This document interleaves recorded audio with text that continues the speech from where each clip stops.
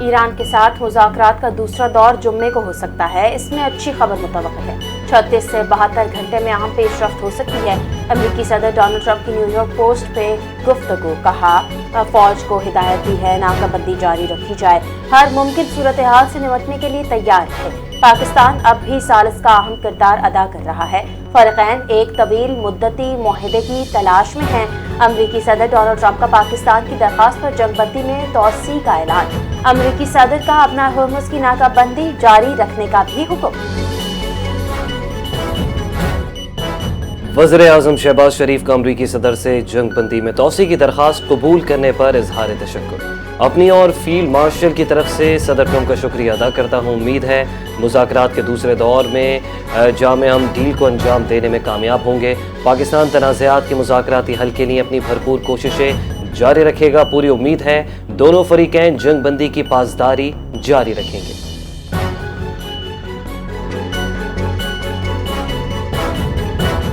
وزیر اعظم شہباز شریف سے ایرانی سفیر رضا امیری مقدم کی ملاقات، علاقائی صورتحال پر تبادلہ خیال کیا گیا، خطے میں امن کے قیام اور جاری سفارتی کوششوں پر تفصیلی گفتگو ہوئی۔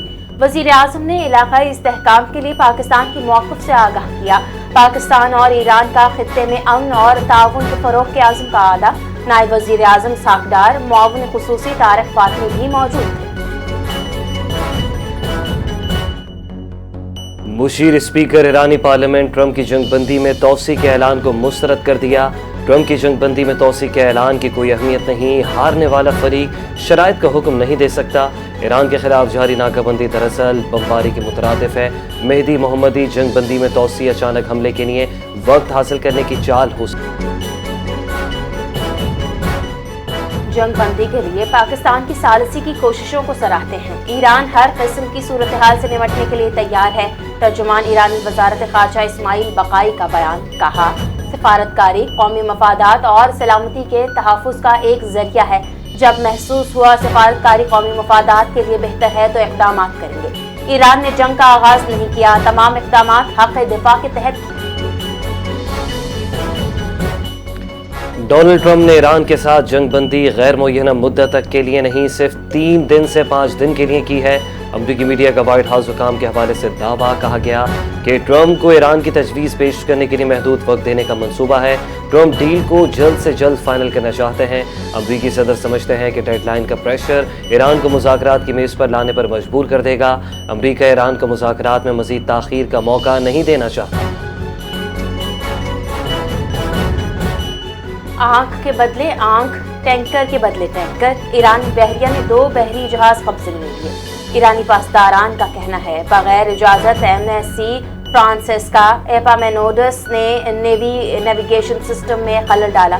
دونوں جہاز آبنہ ہرمز میں سیفٹی کو خطرے میں ڈالنے پر قبضے میں لیے گئے۔ پکڑے گئے دونوں جہاز ایرانی ساحل پر منتقل۔ ایران سے روانہ ہونے والے کارگو جہاز پر فائرنگ کا واقعہ، فائرنگ کے بعد کارگو جہاز سمندر میں رک گیا۔ برطانوی میریٹائم ایجنسی کا دعویٰ، کہا کارگو جہاز پر موجود عملے کے افراد محفوظ ہیں۔ اگر لڑائی دوبارہ شروع ہوئی تو اپنے دشمن پر تباہ کن ضربے لگائیں گے، کسی بھی نئی جارحیت کا مقابلہ کرنے کے لیے تیار ہے۔ ایران کے پاسداران انقلاب گارڈز نے خبردار کر دیا، کہا موجودہ نام نہاد جنگ بندی کے دوران دشمن کی سرگرمیوں پر کڑی نظر رکھنے کی ضرورت ہے۔ جب تک امریکی ناکہ بندی برقرار رہے گی، آبنہ ہرمز کو دوبارہ نہیں کھولیں گے۔ ضرورت پڑنے پر ناکہ بندی کو طاقت کے ذریعے توڑنے کے لیے بھی تیار ہے۔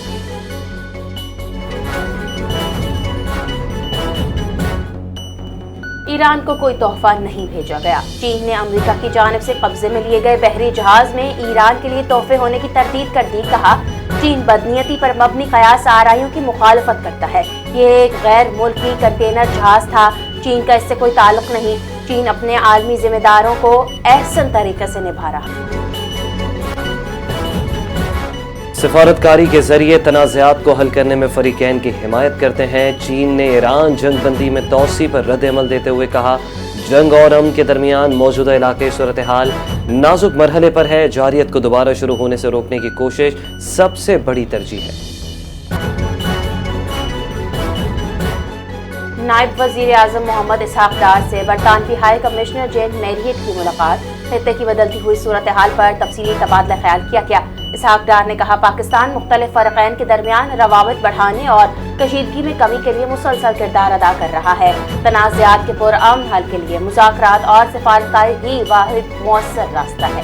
برطانوی ہائی کمشنر جین میریٹ نے خطے میں کشیدگی کم کرنے اور امریکہ اور ایران کو مذاکرات کی میز پر لانے میں پاکستان کے تعمیری اور سہولت کار کردار کو سراہا۔ اقوام متحدہ کے سیکرٹری جنرل اینٹونیو گوتریس کا جنگ بندی میں توسیع کے اعلان کا خیر مقدم۔ ٹرمپ کے اعلان کو کشیدگی میں کمی کی جانب اہم پیش رفت قرار دے دیا گیا۔ پاکستان کی ثالثی کی کوششوں کی مکمل حمایت، دیر پا حل کی امید پیدا ہوئی۔ ایران اور امریکہ کے درمیان سفارتکاری کا نیا موقع پیدا ہونے پر زور دیا۔ UN سیکرٹری جنرل نے فریقین کو جنگ بندی کا احترام اور اشتعال انگیزی سے گریز کرنے کی بھی اپیل کی۔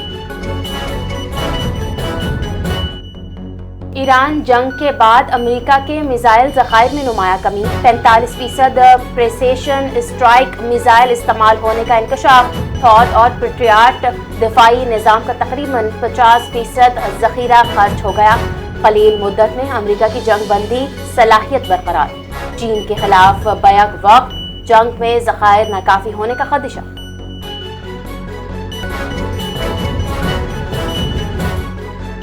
امریکہ کی ایران کے اسلحہ نیٹ ورک پر نئی پابندیاں، 14 افراد اور کمپنیوں کو بلیک لسٹ میں شامل کر لیا گیا۔ امریکی محکمہ خزانہ کا ایران، ترکیہ اور UAE کے عناصر پر کریک ڈاؤن، ایرانی طیارے بھی پابندیوں کی زد میں آ گئے۔ اسلحہ فراہم کرنے والے عالمی نیٹ ورک کو نشانہ بنایا گیا۔ نئی پابندیوں سے ایران کی دفاعی سرگرمیوں پر دباؤ بڑھے گا۔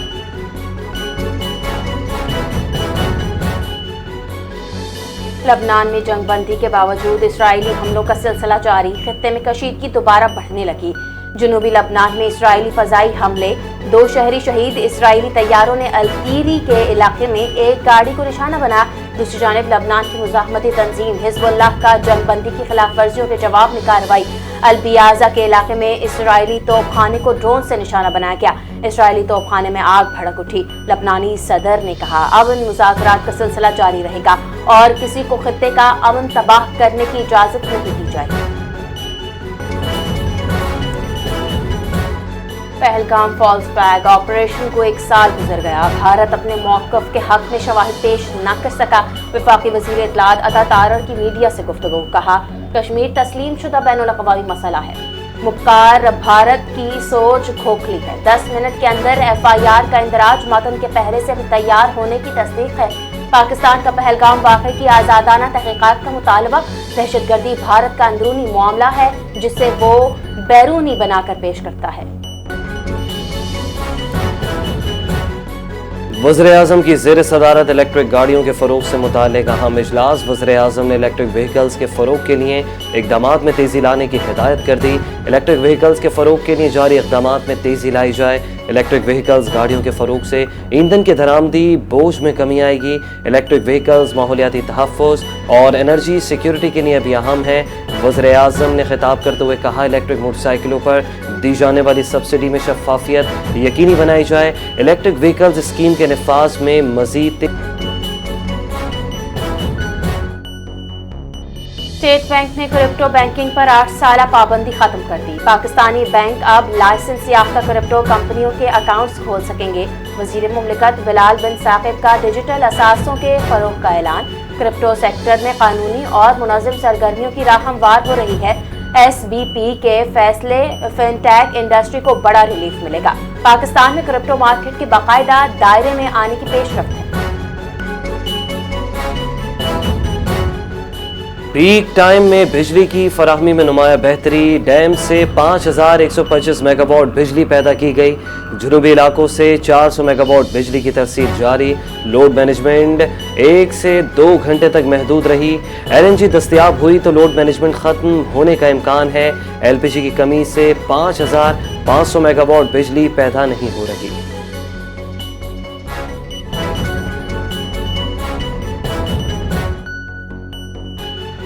لاہور میں ہیٹ ویو الرٹ جاری، درجہ حرارت میں نمایاں اضافہ ہو گیا۔ شہر کا درجہ حرارت 38 ڈگری محسوس ہونے والا درجہ حرارت 41 ڈگری تک جانے کا امکان۔ محکمہ موسمیات کے مطابق بارش کا کوئی امکان نہیں، مطلع مکمل صاف رہے گا۔ UV انڈیکس خطرناک سطح پر، شہریوں کو دوپہر کے اوقات میں احتیاط کی ہدایت۔ لاہور میں 6 سے 8 گھنٹے کی غیر اعلانیہ لوڈ شیڈنگ جاری، شہری پریشان۔ حکومت پنجاب کا خواتین کی معاشی خود مختاری کے لیے بڑا قدم، ای لرن شی ارن کے نام سے ڈیجیٹل اسکلز پروگرام شروع کرنے کا فیصلہ، ہزاروں خواتین کو جدید ڈیجیٹل مہارتیں سکھانے کا منصوبہ، 15 سے 35 سال کی خواتین کو 3 ماہ کے مفت آن لائن کورسز فراہم کیے جائیں گے۔ پروگرام میں لیپ ٹاپ، انٹرنیٹ، ماہانہ وظیفہ بھی شامل ہوگا۔ Graphic designing, e commerce, digital marketing اور ورچوئل اسسمنٹ سمیت متعدد کورسز کی پیشکش۔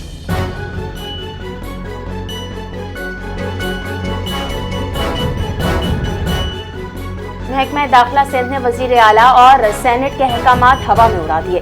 سندھ پولیس میں اقلیتی بھرتیوں کا معاملہ، وزیر اعلیٰ اور سینٹ احکامات کے باوجود عمل درآمد نہ ہو سکا۔ میرٹ پر پاس 378 ہندو نوجوان تاحال پولیس آفر لیٹرز کے منتظر، 2 سال گزرنے کے باوجود کامیاب امیدواروں کو بھرتی نہ کیے جانے پر تشویش۔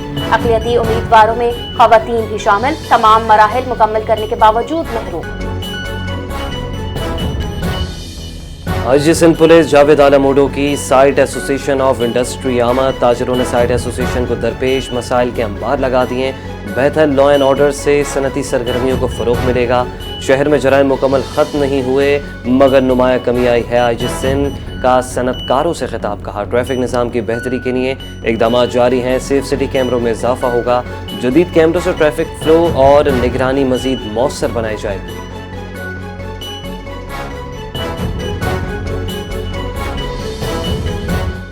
سندھ پولیس کی برسوں بعد سن لی گئی لیاری گینگ وار کے اہم کارندے وسیع اللہ لاکھو کے خلاف ریڈ وارنٹ جاری۔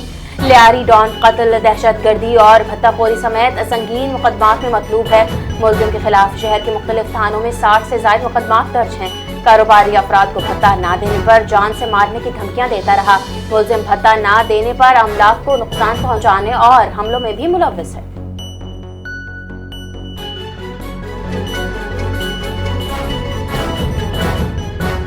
منکی پاکس کے کیسز میں اضافہ، لاہور میں ایک اور کیس رپورٹ۔ وزارت صحت کے مطابق 18 سالہ شہری میں وائرس کی تشخیص ہوئی۔ لاہور میں کنفرم کیسز کی تعداد بڑھ کر 33 ہو گئی ہے۔ میو اسپتال میں 7 مریض زیر علاج، 4 مریضوں میں منکی پاکس کی تصدیق، 3 مشتبہ کیسز بھی زیر نگرانی۔ حکام کے مطابق وائرس کے پھیلاؤ پر قابو پانے کے لیے اقدامات جاری ہیں۔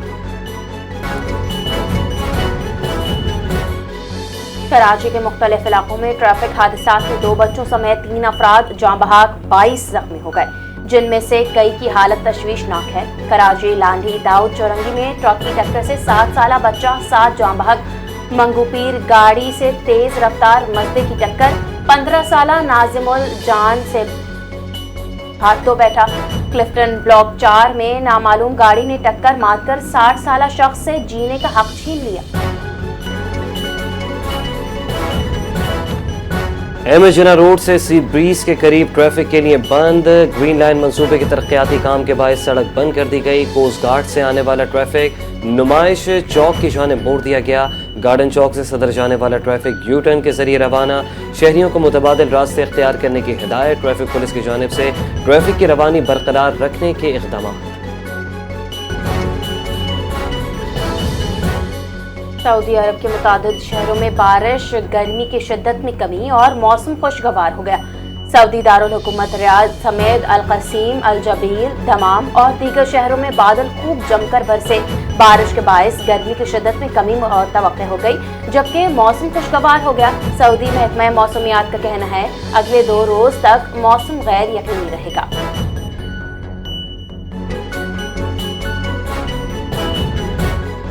ویسٹ انڈیز چیمپئن شپ کا میچ خطرناک پچ کے باعث ختم کر دیا گیا۔ ویون رچرڈ اسٹیڈیم میں لیوارڈ آئی لینڈ اور ٹرینیڈاڈ اینڈ ٹوباگو کے درمیان میچ کھیلا جا رہا تھا۔ چیمپئن شپ کے دوسرے میچ کو پچ کی خطرناک حالت کے باعث ختم کر دیا گیا۔